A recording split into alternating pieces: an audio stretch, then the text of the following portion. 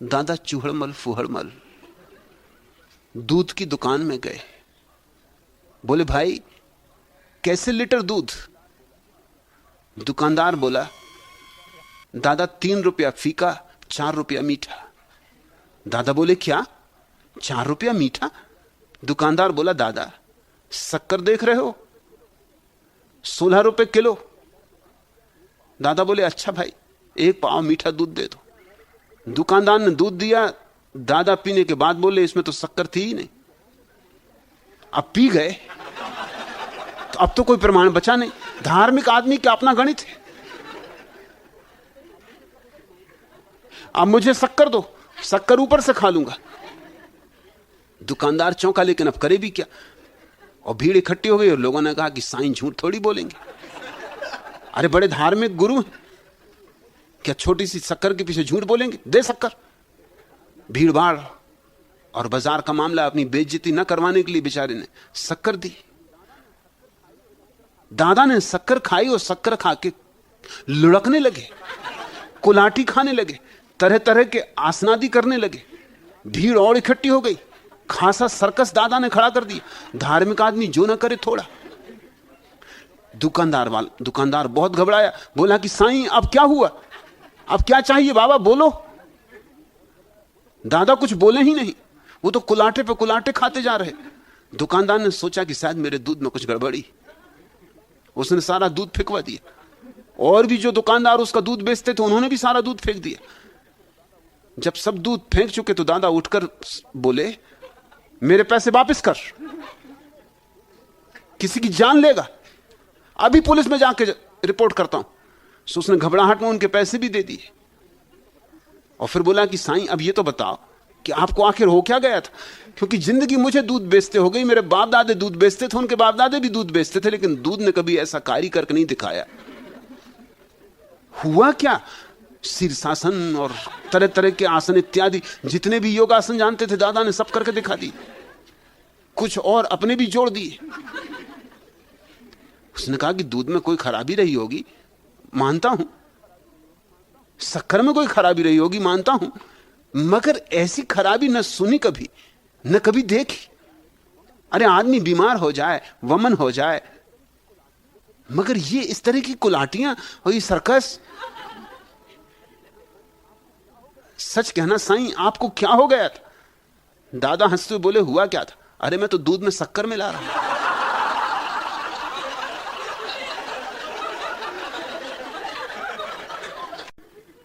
दादा चूहड़मल फूहड़मल अपने भक्तों के साथ एक बूढ़ी अमीर महिला को लूटने के लिए एक ट्राली एक ट्रैक्टर के पीछे बांध कर ले गए। उस महिला का सब मूल्यवान सामान ट्राली में डाला तो महिला ने शोर मचाना शुरू किया। दादा ने उस महिला को भी उठाकर ट्राली में बिठा दिया। महिला चिल्लाने लगी कि मैं तो लुट गई, कि मैं तो मर गई। तब दादा और उसके भक्त हारमोनियम तबले वगैरह के साथ कहने लगे कि बुढ़िया सच कहती है, कि बुढ़िया सच कहती है। रास्ते भर वह रोती रही, चिल्लाती रही कि मैं तो लुट गई, कि मैं तो मर गई। और दादा और उसके भक्त ताल में गाते रहे कि बुढ़िया सच कहती। रास्ते में खड़े हुए लोग हंसते, पुलिस वाले हंसते और कहते कि भाई बुढ़िया सच कहती। अरे दुनिया में सभी लुट रहे। बुढ़िया और जोर जोर से चिल्लाती कि बचाओ मैं लुट गई। मगर दादा का भजन और भक्तों की धुन, सभी लोग कहते कि वाह क्या कीर्तन मंडली। इसको कहते हैं धार्मिक डांका। एक छोटा सा बच्चा स्कूल देर से पहुंचा। अध्यापक ने पूछा कि इतनी देर कैसे हुई? उसने कहा कि मैं क्या करूं, वर्षा हो रही है, आप देख रहे हो कैसी कीचड़ मची हुई। 1 कदम आगे चलता था, 2 कदम पीछे सरकता था। शिक्षक भी था तो होशियार, गणितज्ञ था। उसने कहा अच्छा 1 कदम आगे चलते 2 कदम पीछे सरकते तो फिर पहुंचे कैसे? उसने कहा, लड़का भी होशियार था, उसने कहा कि फिर मैंने घर की तरफ चलना शुरू किया। मुल्ला नसरुद्दीन का बेटा उससे कह रहा था पापा आपने मम्मी से शादी क्यों की? मुल्ला नसरुद्दीन ने उसे गौर से देखा और कहा हरामजादे तो तुझे भी आश्चर्य होने लगा?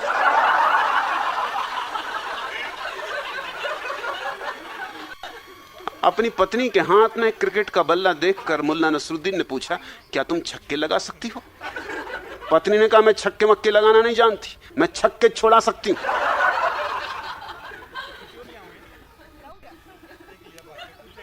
चंदुलाल मुल्ला नसरुद्दीन से कह रहे थे, जादू वह जो सिर चढ़कर बोले। मुहावरा सुनकर नसरुद्दीन ने कहा, जादू ना हुआ, पत्नी हो गए। पति पत्नी में झगड़ा हुआ, दोनों बहुत गुस्से में थे। पति रोते हुए बोला, भगवान, हे भगवान, मुझे उठा ही लो। पत्नी भी चिल्लाई, भगवान मुझे भी उठा लो। पति ने इस पर फौरन कहा, तो भगवान मुझे वहां ना ले जाना जहां इस बाई को ले जाओ, नहीं तो मरे और बेकार मरे। एक जीवन बीमा कंपनी का दफ्तर, बीमा कंपनी का ऑफिसर मुल्ला नसरुद्दीन से पूछ रहा है कि मुल्ला, आप अपने हाथ पैरों का बीमा कराना चाहते? कराइए, लेकिन यदि आपकी पत्नी आपके हाथ पैर तोड़ देगी तो हम इसे दुर्घटना नहीं समझेंगे। ये तो रोजमर्रा की बात है, ये कोई दुर्घटना नहीं। शादी की सालगिरह नजदीक थी। पत्नी ने पति से पूछा, इस बार हम शादी की सालगिरह किस तरह मनाएंगे? तुमने कुछ सोचा? मेरे विचार से इस बार वर्षगांठ के दिन 5 मिनट अगर मौन रखें तो कैसा रहे। पति ने अपनी योजना बताई। कहां मौन, 5 मिनट मौन हो जाए तो बहुत। दादा चूहड़मल फूहड़मल बीमार थे, डॉक्टर के यहां गए। डॉक्टर ने सब जांचा परखा और 2 दवा की गोली देकर कहा, एक सुबह एक शाम खाना, बस एक ही दिन में बिल्कुल चंगे नजर आओगे। दादा घबराकर बोले, क्या बोले बड़ी डॉक्टर, नंगे नजर आओगे? डॉक्टर ने कहा कि नहीं नहीं, मैंने कहा चंगे हो जाओगे, यानी मेरी दवा इतनी बढ़िया है कि एक ही दिन में बिल्कुल ठीक हो जाओगे। दादा बोले, अच्छा अच्छा यह बात है, बड़ी यह तो बताओ कि दवा काहे के साथ खानी? जवाब मिला, चाय या दूध के साथ खाइएगा। दादा को संतोष न हुआ, बड़ी डॉक्टर हमको तो एक बात बोल दो, या चाय या दूध, हमको दोहरी बातें ठीक नहीं लगती।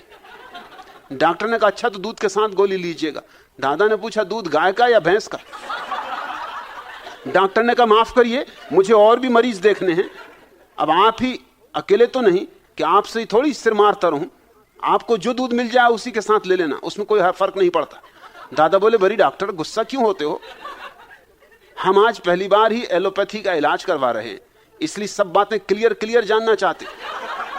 ना हमारे घर गाय है ना भैंस, बकरियां हैं। यदि बकरी के दूध के साथ गोली खा लूं तो कोई नुकसान तो नहीं है ना? उत्तर मिला नहीं। मगर दादा की जिज्ञासा भी समाप्त न हुई।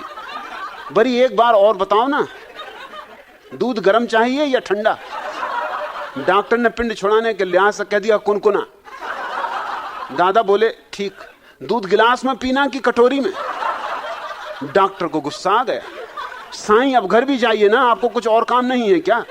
दादा बोले, काम क्यों नहीं है, पर जब हमने आपको पूरी फीस दी है तो बदले में हमें भी पूरी पूरी जानकारी तो दीजिए। बताइए कि दूध खड़े खड़े पीना है कि बैठकर पीना है? डॉक्टर ने अपना माथा ठोंक लिया, साईं आप ये लीजिए अपनी फीस वापस। 10 का नोट पकड़ाते हुए उसने कहा, खुदा के वास्ते अब मेरा पीछा छोड़िए।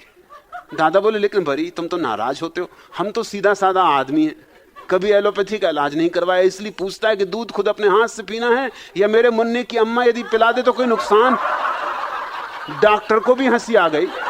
बोला, साईं तुम तो बड़ा जानदार आदमी है, जा अब अपने घर और मुन्ने की अम्मा के हाथ से दूध पी। दादा ने कहा, अच्छा तो जाता हूं बड़ी डॉक्टर, मगर एक बात तो बताओ कि घर तक पैदल जाऊं या रिक्शे में बैठकर? डॉक्टर ने कहा, रिक्शे में जाओ, इस बुखार में पैदल चलना ठीक नहीं। दादा डॉक्टर से राम राम बड़ी साईं कह के चल दिए। डॉक्टर ने संतोष की सांस ली, लेकिन आश्चर्य की बात तो तब घटी जब आधा घंटे बाद दादा लौट आए और बोले, बड़ी डॉक्टर तुम कैसा इंसान है, हमको यह नहीं बताया कि कौन सी गोली सुबह खानी और कौन सी शाम को खानी। हमारा मुन्ने की अम्मा ने हमको बहुत डांटा। डॉक्टर ने संयम साध कर कहा, यह सुबह खाइए और ये शाम को। दादा बोले, तुम्हारी भूल के कारण हमको वापस आना पड़ा भरी, हमको फिर से घर जाने के लिए 10 रुपया रिक्शा का भाड़ा दो, वरना हम कैसे जाएंगे? डॉक्टर ने आधा मिनट गंभीरता से सोचा और चुपचाप 10 का नोट दादा के हाथ में थमा दिया। इसी में ज्यादा भलाई थी। दादा मुस्कुराते बाहर आए और वेटिंग रूम में बैठी अपनी बीबी को आंख मारकर बोले, लोग कहते हैं कि जाको राखे साइयां मार सके न खोए। ऐसा कहने वाले मेरे मूर्ख हैं, गधे। उनको कहना चाहिए जाको लूटे साइयां बचा सके न खोए। बीबी हंसती हुई उठी और बोली, तो फिर आज कौन से पिक्चर चला जाए मुन्ने के पापा? इस डॉक्टर से आज कितने रुपए वसूल करे? अरे बरी बोलो ना।